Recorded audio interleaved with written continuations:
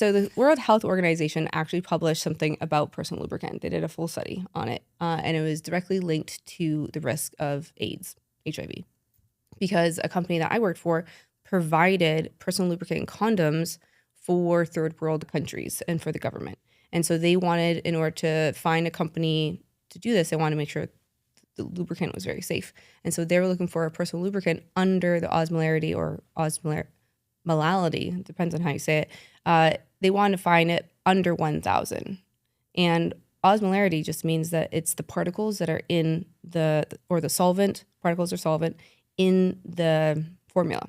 And in our case, it's glycerin or propylene glycol, which could be converted to sugars. And so anything that has higher osmolarity than 1,000 technically can result in a higher likelihood of contracting certain STIs, especially HIV. Okay, let's talk about something that doesn't get talked about enough, the aftermath of good sex. Because let's be honest, the last thing you want to do is be fully in the moment, worried about who's cleaning up the mess afterwards. No more changing the sheets late at night because that gets old, right? And that's why I found Splash Blanket, the most luxurious waterproof blanket that lets you completely let go in the bedroom without having to worry about the cleanup after. It's 100% waterproof and is literally the most soft thing ever. I love how this feels on my skin, and it holds up to a liter of liquid. It was created by an Aussie woman who literally got sick of the midnight sheet change killing the vibe, so she designed something that supported pleasure. Whether it's partnered sex, solo sex, period sex, or you just want to feel more relaxed in your body, it removes the mental block. This is called a psychological sex toy because when your brain is able to feel safe to make a mess, your body can enjoy more pleasure. So yeah, if you've ever held back because you didn't want to deal with the aftermath of good sex, this is your permission slip. Get yourself a splash blanket and you'll thank me later. Use code Jordan15 to save 15% on your splash blanket. I have the leopard one at home and I absolutely love it. See show notes for important safety information. Let's talk about a birth control option that I found and absolutely love, Fex. Yeah, you heard that right, a birth control that I like. If you have been around here a while, you know that I really support women finding what is right for them and listening to their own bodies. And there are options for literally every single woman when it comes to birth control. If you're someone like myself who's looking for a non-hormonal birth control option, Fex may be right for you, and I'd recommend taking a look at it. Fex is a on-demand birth control option. You just use it within an hour before intercourse. I like to say Fex before you sex. And it's immediately effective. You don't have to include it in your daily routine at all, which is really nice and makes it very convenient. It does not contain hormones. It is FDA approved and available by prescription. It is covered by most commercial insurances as well as state Medicaid programs. Also, how could I not forget the lubricating properties of Fex, which adds for a little bonus. What's unique about the way that Fex works is that it maintains the vaginal pH, which creates for an unfriendly environment for sperm, and it keeps the vagina very acidic. So if you're curious about a non-hormonal birth control option, you can go to fex.com, PHEXX.com to learn more, and you can also get a telehealth prescription right there. For more information and to learn more, go to fex.com. Fex is available in the United States by prescription only. This is your favorite podcast host with a little reminder for you. If you are sexually active, STI testing should be a part of your self-care. We normalize orgasms and taking accountability over here, just like charging your vibrator and washing your sheets. STI testing should be a part of your routine. That's why I found ProDX Health. It is my favorite at-home STI testing company that is literally so easy to use and very convenient and in the privacy of my own home. Confidence in the bedroom starts with your sexual health. Use code JordanDanelle for 25% off your test kits at prodxhealth.com. Welcome to Vaginas, Vulvas, and Vibrators with Jordan Donnell. This is a safe place to learn about women's health and sexual wellness. I'm your host, Jordan Donnell, physician assistant, women's sexual health educator, and intimacy coach.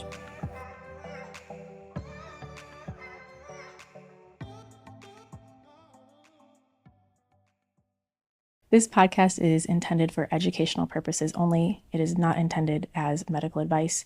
Please seek your medical professional's direction and guidance. The views and opinions on this podcast reflect my own and my guests and are no representation of any institution or organization that I work for. Welcome back to the Vaginas, Vulvas, and Vibrators podcast. Today I have Erica with me, and I'm so excited to talk to you because you are like literally the lube god. Yeah. So tell me a little bit about yourself and your background. My friends call me the Lube Queen. So yeah, my background is really random. My career is in regulatory affairs. And what that means is really nerdy. It's boring. I look up rules and regulations for medical device companies, get their products through the FDA, all the testing, get it approved. And lubricants are a medical device. And I found myself deep in the trenches of lubricant for a long time.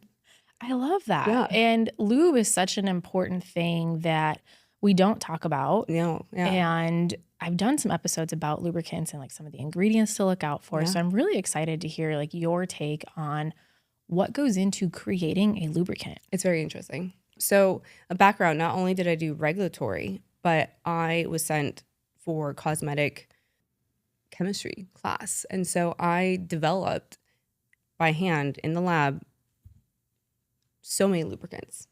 So I've worked on the new product development side, the regulatory side, all the rules, regulations, and requirements, but I've also physically made a lot of lubricants. So I know way too much about it. What is like one of the main ingredients in lubricants? Surprisingly, water. And then a lot of lubricants have glycerin or glycol, propylene glycol. So yeah. What are your thoughts on that? Because isn't that one of those like questionable products? It is. It all depends on your body. And so I have a controversial take. A lot of people say do not have glycerins because it might grow yeast. That is incredibly, incredibly rare. Mm-hmm. It doesn't happen a lot. Mm-hmm. So if you have a glycerin heavy product, it depends on your body, really. And there are some strong proponents of glycerin-free, and that's totally fine. If your body reacts poorly to glycerin, find a glycerin and paraben-free lubricant. There's a lot of options out there. Huh. Yeah. I didn't know that it was at all correlated with yeast. I thought it was more... It can be because so glycerin is actually naturally very sweet. And if you taste a glycerin-heavy lubricant, even without any flavoring in it, it's going to be naturally sweet. And so the sugar can sometimes feed the yeast and cause yeast infections. Although that has been debated, and as a person who dealt with a lot of complaints from clients and customers, it's very not likely, but obviously some people have a very sensitive skin and vagina. Yeah. So, yeah. That's one of the interesting things that I talked about recently. You're familiar with Fex, right? Fex? Yeah, Fexy. Oh, no. Fex? You're not? Fex? No. Oh, Mitch? No. Wait. Is it the social media person? Yeah. Yeah. Yes. Okay. So sorry. So, I know that. Yep. So Fexy, I was at Ishwish with them. Okay. And talking about like the product to a lot of different people. And they're like, well, because it's a vaginal gel, like are people having a lot of sensitivities to it? And it was a very interesting conversation because its base is technically has lubricating properties. Okay. But it's not a lubricant by I'll be definition. fascinated to know what the ingredients are.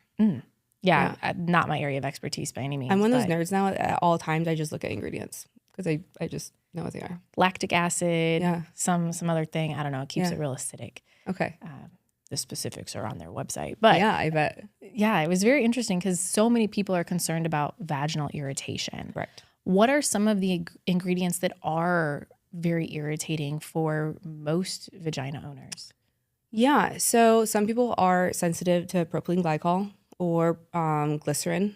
I find that less likely, but anything that has like potentially a fragrance. But although I did work with a company who put fragrance in their personal lubricants in an interesting way, and they developed with a fragrant company not to have any of the sensitive properties, and that's just like the base of the fragrance. And so some people will say, ooh, stay away from fragrance. I know one company that did the fragrance, a very light fragrance, fairly safely. Yeah. Huh. Yeah. I haven't even heard of this, and I'm sure like I could deep dive my research to figure out who some of these companies are, but that's very fascinating. Yeah. That Playground. Yeah. Yeah. I have their lube at home. Yeah. I made it. I don't know if I should say. Yeah, I think I could say that. I made it. Yeah. So I developed the formula, worked out with all the fragrances, worked with the fragrance house, made sure the it's very lightly fragrant, and just made sure that, as far as we can tell, it doesn't have the irritating properties. Of course, that doesn't go for everyone. So when you see a product on the market that says hypoallergenic, that's not supported by the FDA. So similar to like when you say a poodle is hypoallergenic, that doesn't cover everyone. Hypoallergenic just means no one's allergic to it, which doesn't exist in the world. It just means less likely they're going to be irritated, and they've done testing beyond what is required, and it's tested on a very large, broad subject of people, and they had no irritation complaints on it. Yeah. That's so fascinating. Yeah. What are some of the other ingredients? I know that like alcohol can be kind of drying, and that's like an ingredient. It can be. And that was an interesting time because I was doing personal lubricants right after when Oprah came out and said anything with OL means it's alcohol and it's going to dry you out. And that's not always the case. And so again, you have to know your ingredients in order to know, okay, OL does not necessarily mean that it's going to be drying out. It's not necessarily alcohol at the end of the ingredient name.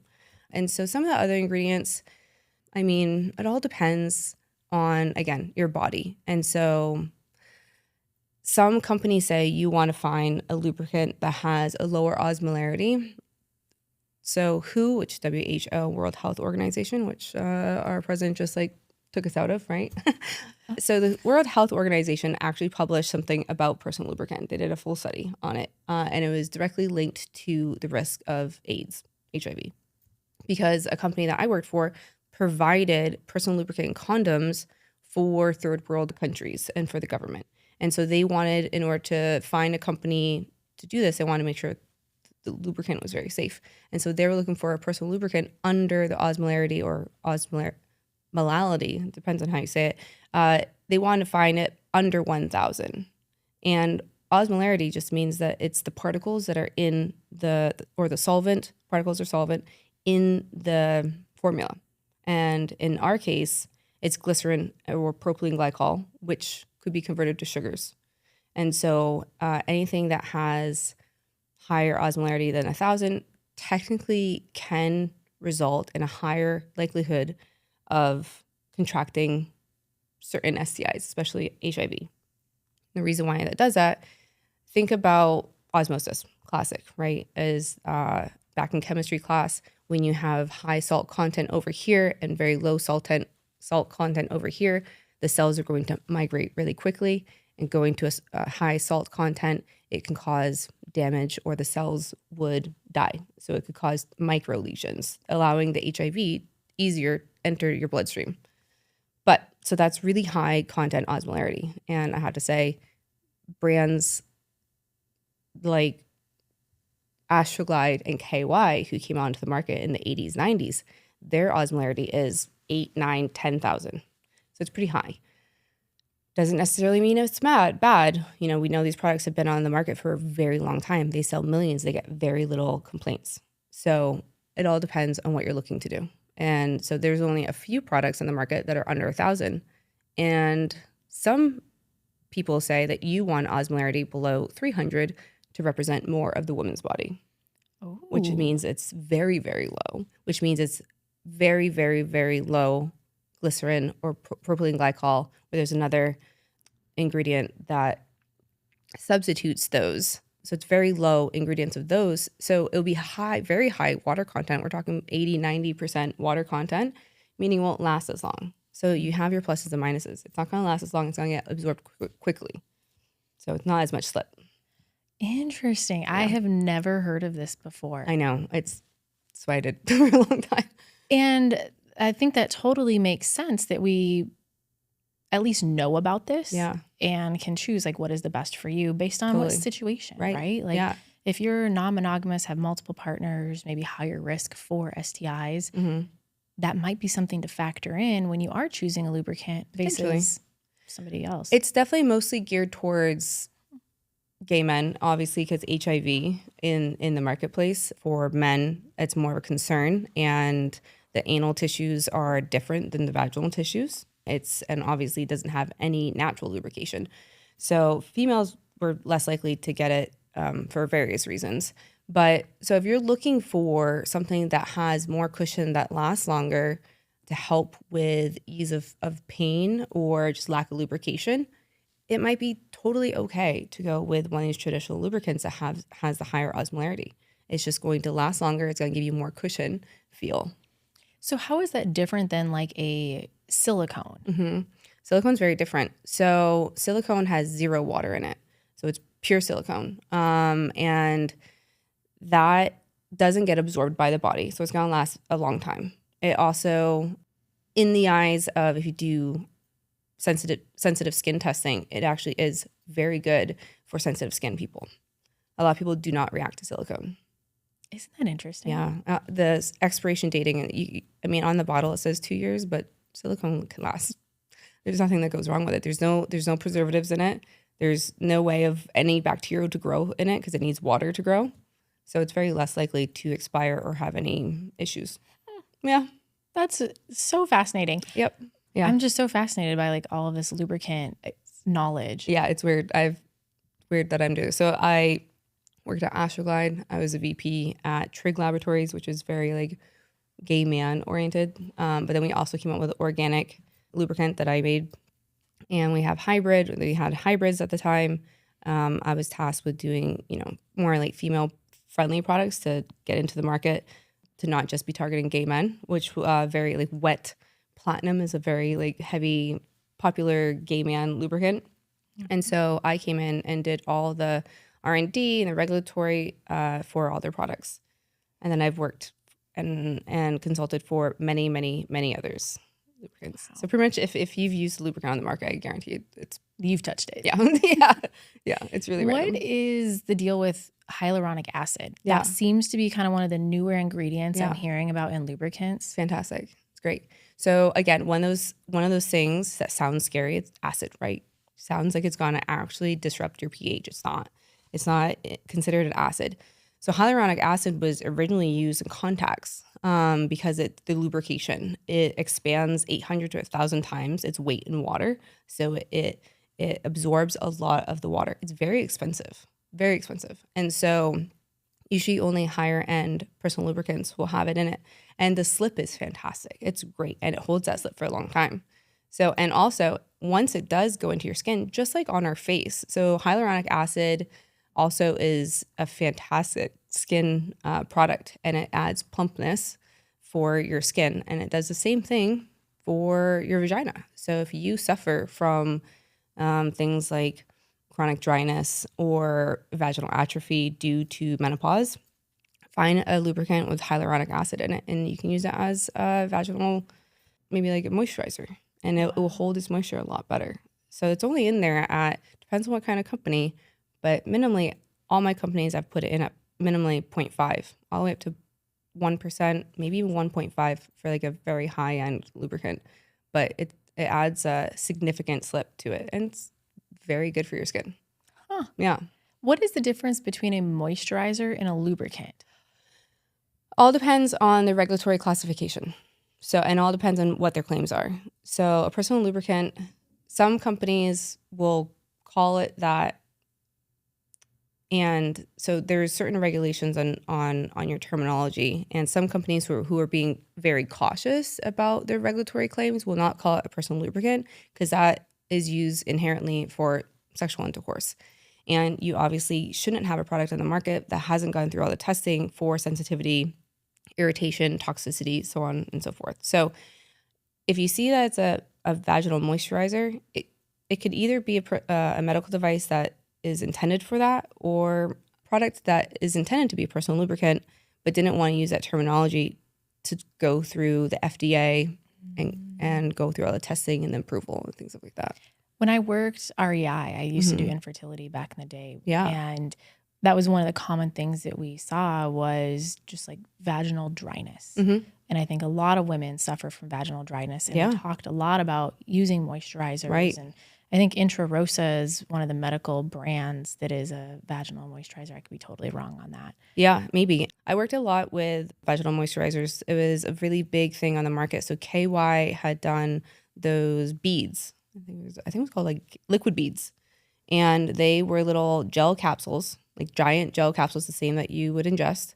And you put it in with an applicator, and it would be like kind of a slow release for a vaginal moisturizer to help you last throughout the day. Because some women are so dry going through menopause or health issues or cancer, has such issues with dryness that it's uncomfortable for them to even walk around on a daily basis. And so these liquid beads were a massive hit and so popular, but KY had gone through the wrong regulatory pathway. They didn't get it approved by the FDA, and so they had to take it from the market.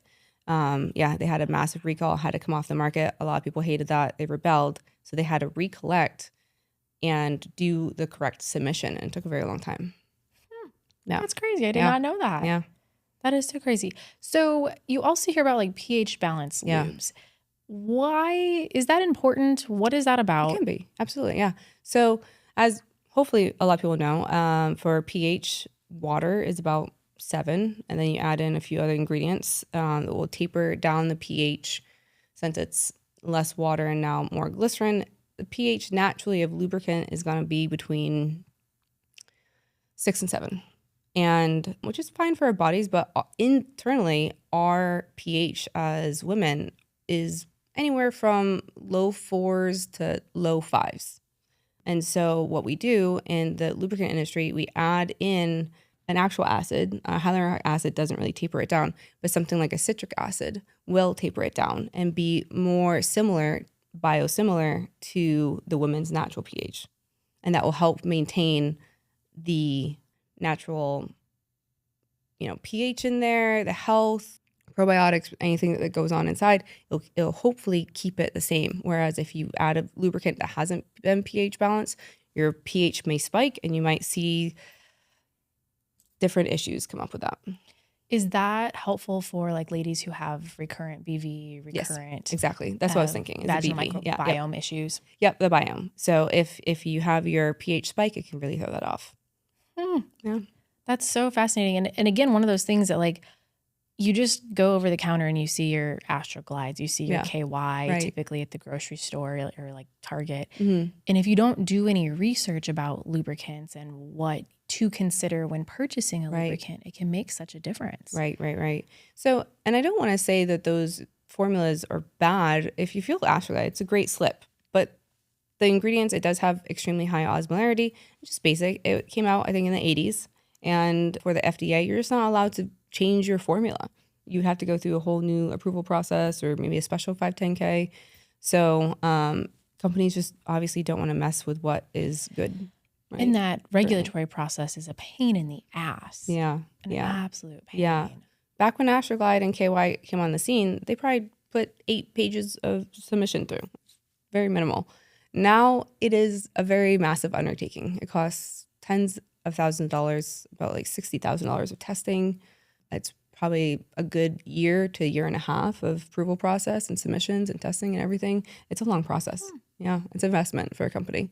Wow. Yeah, that's why a lot of companies, so if you see your product on the market, one good thing to check for is if you want to make sure that it's gone through all the testing necessary to make you feel safe and to make sure that it's condom compatible. So if you see that says condom on the back, whether it's safe with latex condom, polypropylene, polyisoprene, I think are the main condoms that they do testing with. If it does not say explicitly safe with condoms, it hasn't gone through the FDA testing. It's one way that they get around because condom is a medical device. So you can't claim compatibility with a condom without doing the testing. Wow. Yeah. And so that's how you know it's been registered with the FDA, if it says condom on it. There's so many little things to consider. So many little things. So many little nuances on the package that gives certain things away. Wow. Yeah. Interesting. I used to sell Pure Romance way back in the day. I Mm-hmm. don't even know if I'm allowed to say that, but I used to do that. Yeah. And we had like a lubricant that I absolutely loved, Yeah. the Just Like Me. I don't know if you're familiar. I'm not. Water-based, pH balanced. Yeah, yeah. And I used to tell ladies all the time to use that, like if you're having like vaginal microbiome issues, just to help maintain the pH a little bit better. But I never even thought about all these other things that like they didn't teach us about. Right. And who would even know if you didn't know? I know. It's so weird.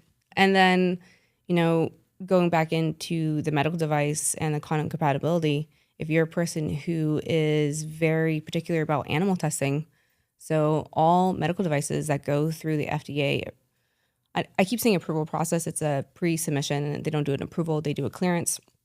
But if a lubricant has gone through the clearance process with the FDA, it has had to do biocompatibility testing, which means it's had to have animal testing done on it. Point blank, FDA requires animal testing. So it's one of those things of, okay, is the safety most important to me? The thing is, like, it's so inundated. It's so old, is the FDA. They haven't changed anything. So is animal testing helpful to have at this point? No. It's all the same ingredients, rinse and repeat. There's really has not been that many new added ingredients to personal lubricants that would cause a disruption in your biocompatibility, in my opinion. So unfortunately, all the products who've gotten gotten their condom compatibility or their FDA approval has animal testing on it. I know. It's frustrating. It's a lot of guinea pigs and rabbits. Wow. Yeah, it's like 100 plus. It's very depressing. As a regulatory person and a big animal advocate, I sat on FDA panels and argued this case all the time. Huh. Yeah. I've had no clue. So what I'm hearing is that if it's not tested if it's not animal tested or whatever, Right. then it's not FDA Right. cleared. Yeah. Essentially. Yeah. So company Sliquid is really advocaately against animal testing. Good for them. But they struggle with getting into mainstream brands like CVS, Rite Aid, things like that. Because CVS and Rite Aid, they require all the FDA registration proof. So you have to submit it all. But they haven't gotten their clearance because they don't want to do animal testing, which is totally fair. And I have battled the FDA numerous times of trying to find substitute reasons, like giving them toxicity reports and so on. It's a battle if you're trying to submit a product without animal testing. Wow. Even though you can show that's exactly. I've formulated dozen products on the market, and yet they will not accept that it's already been tested. It's a long story, but it's really challenging not to go through with animal testing. They make it so challenging to do anything. Because the EU doesn't allow animal testing. It's the opposite. What? Yeah. So there are tests that can show the same sensitivity and irritation and toxicity that's not animal testing that the EU requires you to do. And they don't want to accept animal testing, the EU. Wow. We're so outdated. We're so outdated. The FDA is incredibly, incredibly outdated. Yeah. And I doubt that there's going to be any changes there anytime soon. Not any good ones. Yeah. So I'd kind of want to change gears and talk a little bit more about like misconceptions of lube. I think a lot of people think, oh, I'm wet, I don't need lube. Who is lube for? It can be used for anyone. So men like it for obvious reasons, with a partner, without a partner. Women, it can be a little bit embarrassing or shameful to not get naturally lubricated. And that happens for so many reasons. It is not because you're not turned on. It's not because you are unhealthy or going through necessarily menopause or perimenopause. There's so many reasons that your body just doesn't naturally produce a lubricant that is enjoyable. And so you can use it during intercourse as like a warm up to help with slip, to help with pain for a very numerous reasons. It's really good for any kind of partner, for, the gay community, whether it's male or female, for, men, and then women for any strap-ons or toys that they might want to use. So it should be openly, accepted and encouraged. And some people just like the feel of it, have like extra slip. Yeah. One of my favorite lubricant tips is taking I learned this from a friend of mine, but putting a drop in a condom before you put it on. Yeah, yeah. Because then it makes the condom wearer have a better experience as well. Right. Yeah. But like there's all these little tips and tricks of Yeah. like using lube. Right. Yeah. What are your like favorite ways to use lube or any like little tricks? Ooh, interesting. Well, I mean, one thing is you just have to be careful with your ingredients because things like anything with a oil, so anything with a coconut oil, anything with oil will disintegrate your condom. So it'll just completely wear it off. So that's gonna be an issue. Tips and tricks for personal lubricants. I think that is a really good one for putting it on the internal of the condom to add pleasure for both parties. I don't think a lot of people think of that. For anything else, some have like heating properties. Some people like that. That is going to increase your sensitivity. So it essentially is an irritant. So is that how it works? Yeah, it is. I've definitely irritant. tried those, and that's not my jam. Right. Yeah. It can be overpowering. And some of it is stimulant for the external, for the clitoris, and some have warming lubricant for internal as well. And that can get kind of intense. Depends. Yeah. So that is actual an irritant. So that's what you're feeling. That you're like, oh, warming. Yeah. That's so interesting how like you can use things for different reasons in different ways. Yeah. Science is so fascinating. Yeah, just like a little higher concentration for the external stimulant than it is for just a plain warming for internal. But yeah, the external, that would hurt a good bit to go internally. So you gotta be careful with that. Yeah. I feel like a lot of people get like the over-the-counter warming, heating, cooling, tingling, and then they're like on fire and they don't realize. Yeah, it can be really uncomfortable. Yeah. And it seriously, some people may be like, oh, I barely felt that. And then some person was like, I had to take a shower. That was awful. So and then you can't even it varies. Rinse it off. Yeah, you can't rinse it off. It's kind of challenging. Yeah. You brought up coconut oil. I want to talk about this. Yeah. I work with so many doctors, or I've heard so many stories of doctors that are like, oh, coconut oil, use it. It's natural. Yeah. What are your thoughts on that? I have a lot of opinions, and I'm curious yours. Well, it is natural, but any sort of oil will break down a condom. So if that's important to you, having a condom or using protection, coconut oil or anything with oil is not going to be good. It will break down the condom. It will break. So I wouldn't use that. Also, because it's a coconut oil, it questions a debate. It may or may not have the natural sugars that could increase your BV or yeast infections. May not ever happen to someone, may happen to the other person. It all depends about your own internal microbiomes and how your vagina reacts to that. I feel like one of the thought processes I've had around oils is that a lot of times it's going to trap things. Unlike a lubricant that is meant for lubrication, so it's going to trap more bacteria, causing you to have more likelihood of BV, yeast, all the things. It could. I haven't had too much experience with oil-based lubricants because most companies have stayed away from it. No. Some companies will use it. They feel strongly about it, but the companies I have worked with, we have not. So I have another like myth-busting question for you. I just did a podcast episode with Kim Ayers. Okay. You know who Kim is, right? So we were talking about silicone toys and silicone lubricants. Right. Can you really not use a silicone lubricant with a silicone? You shouldn't. Yeah, you should not. So I've had some interesting experiences in the lubricant world. Is one of our tests, and it wasn't like an external test, it was just one of our own like personal kind of, let's take a look at what this could do, is putting let's say if you have one of those like soft silicone toys, if you put it in silicone lubricant, it like changes the structure and blows up. It turns into like one of those like strange growing creatures. And we used to like take the silicone like toy, the little drop your boyfriend in the water, and it grows. Yeah, it's bizarre, and it becomes like porous. So if you're using a silicone toy that has, or if it's like a hard plastic toy coated by that soft silicone, the silicone lubricant will wear away at the top base of that silicone. Maybe not right away with the first initial use, but over time it will. And same with toys as well. Yes, you could use it, but the silicone will break down and enter the pores of the toy. Interesting.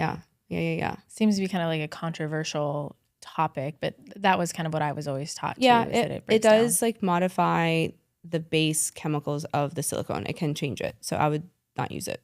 Don't Yeah. use that. Yeah. And there are some, so there's a hybrid lubricant. So there's multiple hybrid lubricants and they have very small silicone content in it. And I have found that that doesn't seem to modify the silicone toys, very much less likely.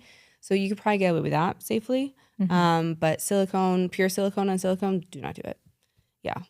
Just to give you an idea, I remember one time Astroglide is just like a massive, they have massive tanks. And one time a tank of silicone went all into the floor and that was insane. That was dangerous. And in order to clean it, you use a different kind of silicone to take it off and because it breaks it down so much. Wow. Yeah. Yeah. So it was an interesting experience. It was like a hazard for a while. You just walk into the floor. Yeah, that sounds so dangerous. Yeah. So we just had to use a different silicone to break down the original silicone. I'm just thinking of like a freshly waxed floor. Yeah. It's Times all 10. slippery. Like you just slide right across it. Yeah. Wow, that's crazy. So in your opinion, Mm-hmm. what is the best lubricant on the market? Oh, wow. That's a tough one. There's so many options. Yeah. There's so many options. I'm particular to my brands. I like hybrids. I do like hybrids. If you can find yourself a good, decent hybrid that's a silicone water base, I enjoy those. I think they last longer. They don't have the greasy feel of the pure silicone because this pure silicone gets messy. It can stain things, does not go away. So I don't enjoy that. And the water bases, they can dry up a little bit faster. And so if you find a good hybrid, I enjoy those.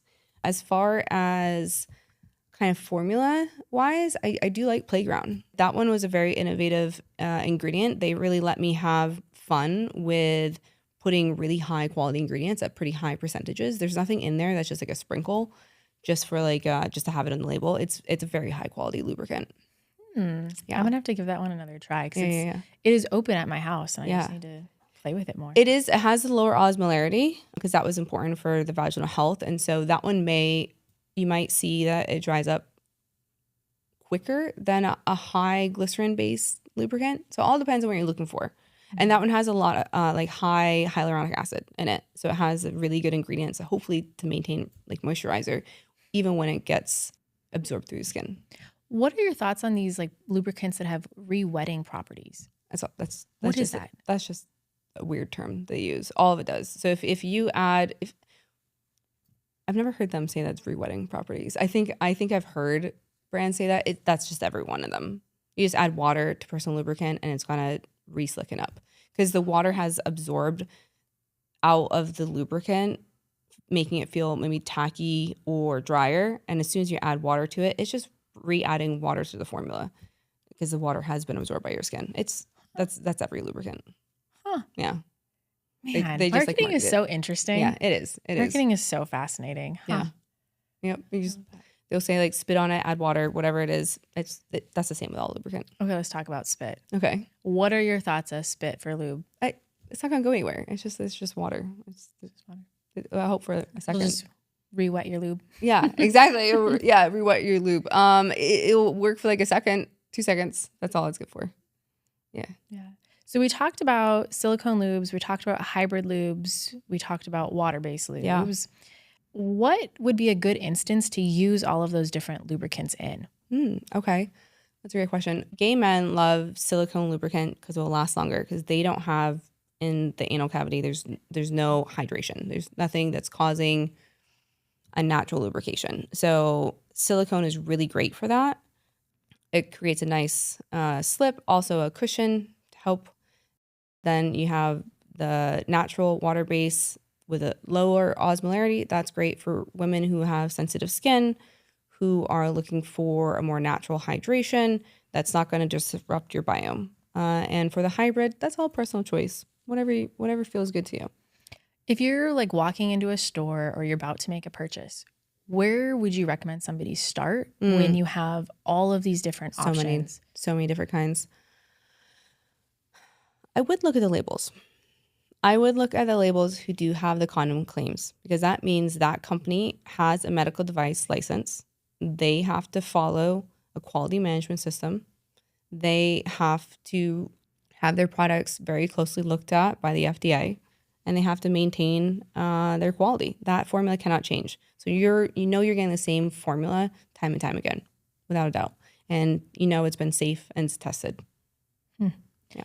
I think that's helpful because after talking about all this, like I've tried a million lubes and I get free lubes all the time in the mail. And I'm like, I don't need 101. But then I'm like, what's different between this lube and the next lube? Because they all appear seemingly the same to me. But now I'm learning there's lots of little changes that actually might make it be different. Yeah. Yeah. Propane diol is an interesting ingredient because a lot of the lubricants who want lower osmolarity and not have the glycerin is a propane diol, and it's a substitute. It's not as cushiony, but it's not, you know, if you want the glycol glycerin free, the propane diol is a natural corn derived glycerin substitute, and that has a lower osmolarity. So you can put it in a higher rate than glycerin to still have a lower osmolarity and have a little bit more slip. So are lubricants gluten free? Yeah, they would be. Okay. Yeah, but then it's when you have like terms like gluten free, that's like a controlled term. Yeah, you have to get that like proved, and lubricant companies are not going to have. Yeah, you have to have like, I think like yearly inspections and all sorts of like registrations and stuff. Well, you say corn byproduct, and I'm thinking like, okay, well, there are people I'm sure that have corn allergies because people are allergic to literally everything. I highly doubt like a person with a corn allergy would react to propane diol just because it's processed so much, but could be wrong. Glycerin comes from you can either get from palm, which obviously we know destroys the jungle in a lot of places, destroys forests. But then there's also the soybean derived glycerin as well. And so that's a little bit more eco-friendly. Yeah. Things to know. That's just crazy. Yeah. That is so crazy. So when we talk about like lubes for fertility, so I mentioned I did infertility for a while. Yeah. I remember my embryologist, I had them test some of the lubes that I had to see like what happens. Because why not? You know, we're doing a science experiment. I love science. I love it. Yeah. I do have a background in science too, but not to this level. And what are some things that like make lubes unsafe for trying to conceive? Oh yeah, a lot. So I worked on one of the first trying to conceive personal lubricants, which was very challenging to get through the FDA because there were not other products that had done that in the past. So you kind of just figure out what tests that you could do to present to the FDA and whether or not they may or may not accept it. It was literally just like throwing spaghetti at like a wall and hoping something sticks. So we did a lot of testing for personal lubricants. And one of the things is the osmolarity. So that has really, if it's a high sugar or high salt content, that's going to kill the sperm immediately. It's going to absolutely just stop in its tracks. You can't say that personal lubricant can be used as a birth control. I'm actually not going to say that, but because sperm can get past and not hit lubricant, but if sperm ends up hitting lubricant, most likely it's going to stop in its tracks. And so you need to have a very, very thin lubricant that has, I think it's less than 100 osmolarity. So it's essentially water. It's just like a very slight puffy water that we add cellulose to. So it's essentially just water and a little bit of cellulose and a couple other ingredients. So that's what's stopping the sperm, the thickness and the osmolarity. Wow. Are you familiar with pre-seed? Yeah, that's exactly. So I worked on that. Okay. Yeah. That's the one that we always had in That's office. a good one. Astroglide, I don't know if they still do it, but they came out with it's called a TTC, Astroglide TTC. Oh. And that's the one I got through the FDA. Sweet. Yeah. All I know of is pre-seed. That's the only one I've ever heard of. Yeah, I wish Astroglide did better or like really promoted that formula and made it more of a thing. But yeah, to all the fertility clinics like that. Know. Interestingly, I had a friend that's doing some fertility treatment right now, and she like sent me a picture of the bathroom and all of, like the porn and like the chairs in there, and I was like, great business idea would be for somebody to market ethical porn to these fertility places because all they have is like your Pornhub, your traditional regular porn, and great business opportunity. Yeah, that's good. Somebody wants to do Pitch it because it's not me. Pitch it. Yeah, I don't have the capacity for any more jobs. Seriously. Yeah. But fertility marketing, like fertility is such an interesting space. Like there is so much opportunity still there. Yeah. Yeah. A lot of people struggle with fertility. Do you see that Costco now is stepped up and they're offering cheaper fertility, IVF, sorry. Medication? Really? I don't know. I haven't Or- read into it, but I think they're going to support IVF and it's going to be cheaper. And I don't know exactly what that Wow. means, but I saw the article and I haven't looked Oh at it yet. wow. I'll have to check that out for like Costco. your Ovidrills and your all the gonadotropins, all the fun Yeah. stuff. Costco for the people. Like they're doing great out there. Costco's great. Yeah. I love Costco. They save me so much money Yeah. on gas. It's great. Fantastic. And I love that they're suing, the Trump administration. They're like leading that. Are they really? Yeah. For all the tariffs. And then Costco has said that they're going to pay that back into the people who, because a lot of people had to raise tariffs because Costco passes on their exact price to the people. And so because Costco had to raise the price for the tariffs, they had to pass that on to people. And so they are one of the only companies that are like, we're giving that back to our clients. Wow. Yeah. Costco for the people. I love that. I didn't know that. Mm-hmm. It's very fascinating. Yeah. I should probably watch the news a little bit more. Sometimes I need to not. Like I need a break. Exhausting. Is there anything else that you think people should know about lubricant that we have not talked about? That was a lot of information. It is. That was a lot of information. That was a crash course on lubricant.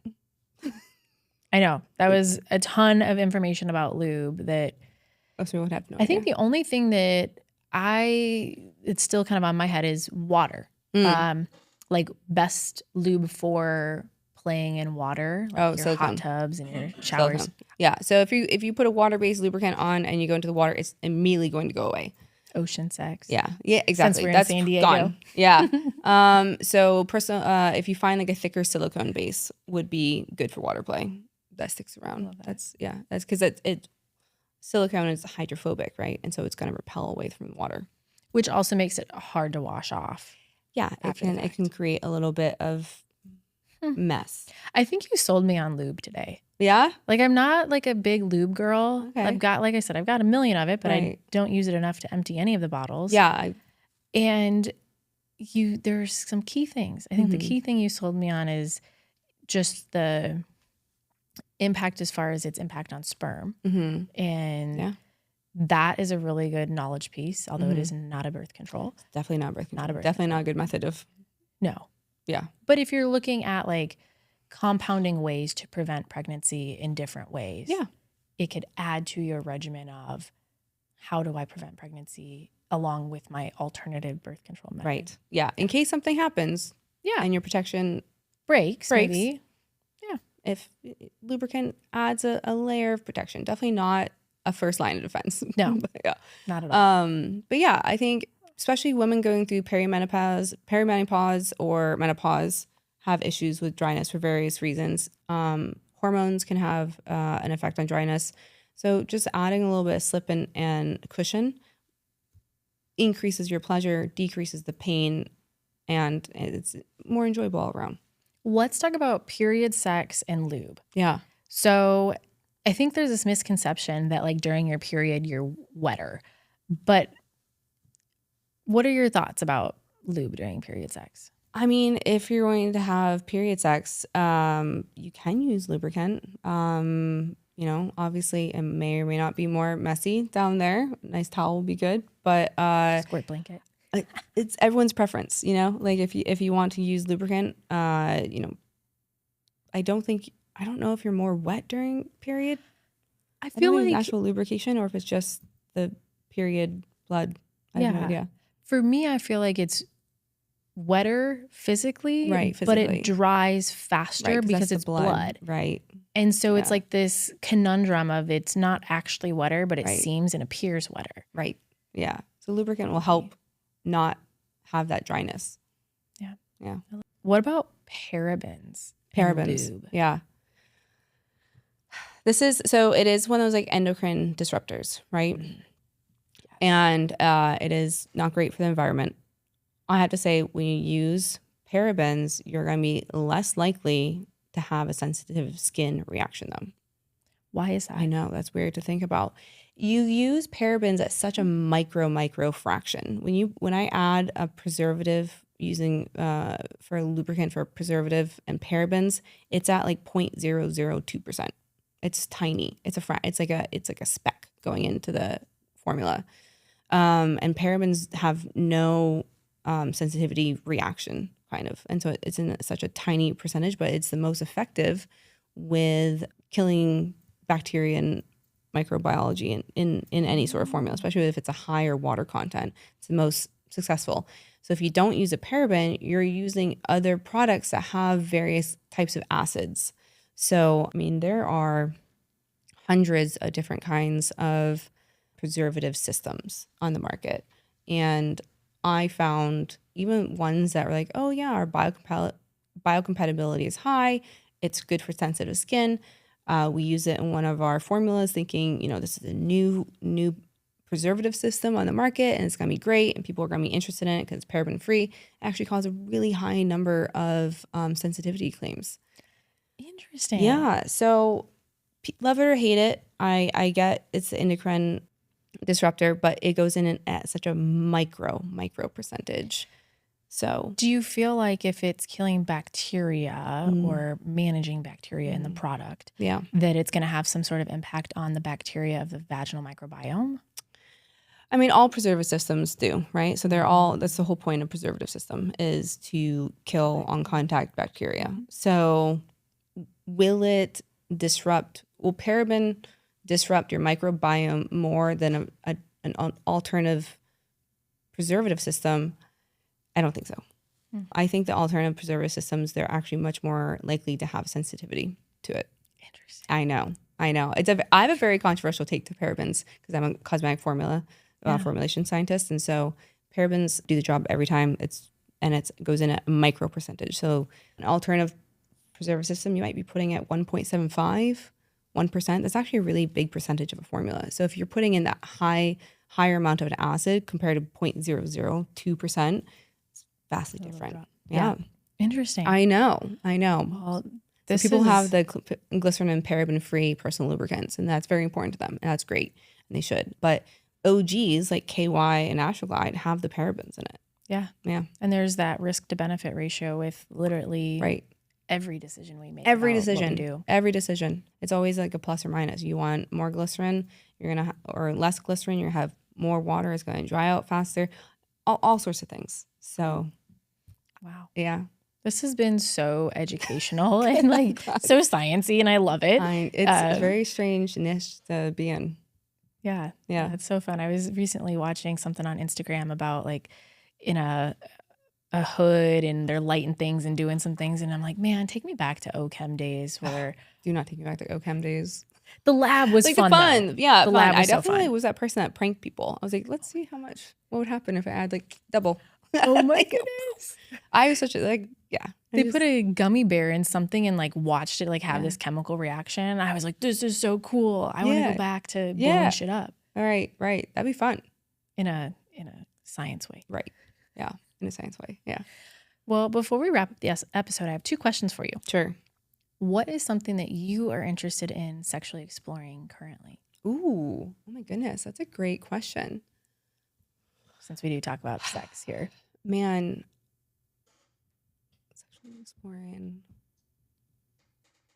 I mean, I've never done the whole role playing thing. I thought that was always silly, but I guess when you're in a long-term relationship, spicing it up with something a little bit different, I don't know. I just have an episode coming out soon about role play. So yeah, some of it looks absolutely ridiculous and silly, and I can't get past that. I just watched an episode of 90 Day Fiance, and they threw on 2 charangs, and they were running through the forest they're Tarzan, and I was like, I can't get behind that. Sorry, but maybe a masseuse. Ooh, yeah, that'd be fun. Yeah. Not your nurse doctor role, but more your masseuse client. Right. I love that. We'll see. How do you define pleasure? Ooh, that's a great question. Pleasure is so unique to every individual, right? Some people find pain pleasurable. Yeah. Right? And some people do not want any pain involved. No kink shaming here, but yeah, anything that brings you joy, even if that means turning your partner on, that's pleasure to you. Yeah. Right? And so that could be interpreted different ways. And I think pleasure is anything that brings you joy and turns you on.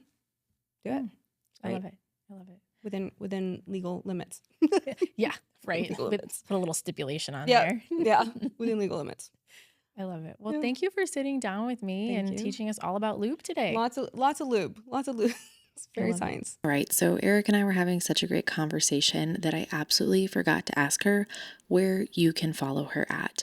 You can find her at Instagram at _shecanter. And you can find all of her cute little uterus mugs that you might notice in the video if you were watching this on video. And she also sells a glass uterus decanter, which is absolutely. Be sure to check her out and follow her on Instagram. This podcast is sponsored by Splash Blanket, a luxurious waterproof blanket for every messy moment, as well as ProDX, your go-to at-home STI testing company, and Fex, your prescription non-hormonal vaginal birth control gel. Thank you for joining today and continuing to bring awareness to women's health. If you love the show, please subscribe so you never miss another episode, and leave a review for others to see. If you want to see me on the daily, you can check out my bio for links to all my pages. Be sure to share this episode with your girlfriends. Thanks again, and see you next episode.